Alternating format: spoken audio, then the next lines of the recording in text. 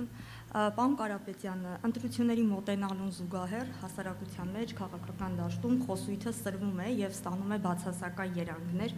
Մասնավորապես վարչապետը ձեր հասցեին հայտարարեց, իր խոսքերն եմ ցիտում, վախենամ դառնաս բոմժ։ Իսկ հետո ազգային ժողովի ամբիոնից հայտարարեց, թե բոմժ դառնալու գործընթացը անշրջելի է։ Ինչպես եք վերաբերում այս հնչած հայտարարությանը, ինչու է առհասարակ նման բառամթերք տիրում քաղաքական շրջանակում եւ հասարակության մեջ, հասարակական մթնոլորտում։ Շնորհակալություն։ Դե որտեղ վարչապետը արդեն 8 տարի է այդ կարգավիճակով ղեկավարում է Հայաստանը։ Ձեզ ուզում եմ գաղտնիք բացել, որ դուք շատ ուշադրություն չդարձնեք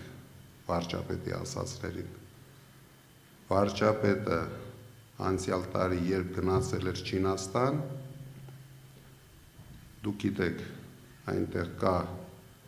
կան ռեստորաններ, հատուկ սնկերի ռեստորաններ, որոնք մարդկանց մոտ գալյուցինացիա են առաջացնում։ Ինքը այնտեղ փորձել էր, դուրը եկել էր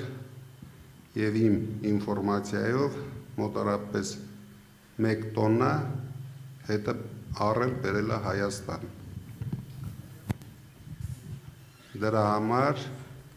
ինքը երբ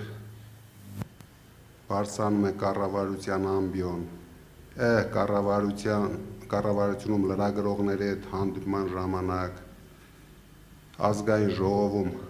բարձրանում է ամբիոն, անպայման օգտագործում է այդ սնկերից։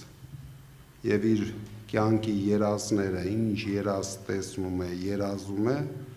ինքը կարող է ամբիոներից դուրս տալ։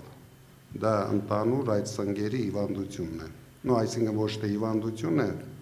շնորհքն է։ Դրա համար շատ լուրջ մի ընդունեք, ամեն ինչ գնում է իր հունով, ինքը արդեն ցեյտնոտի մեջ կանի հայտարարություններ, որը մեր ժողովուրդը հունիսի 7-ին կգնահատի։ Այսինքն դուք էլ լուրջ չեք ընդունում, արձագանքել չեք պատրաստվում այդ հայտարարությանը։ Դե ես ասեցի իր երազները, ես չեմ մեկնաբանելու, մարդը ինչ որ երազներ է տեսնում, ելնում հայտարարում է, դնեմ ամեն օր, հեսա 30 օր ինքը իր երազները կպատմի, ամեն օր դնեմ արձագանքեմ դրան։ Ինչքան շատ սուն կուլտա, այնքան շատ բան կանի, պատմի։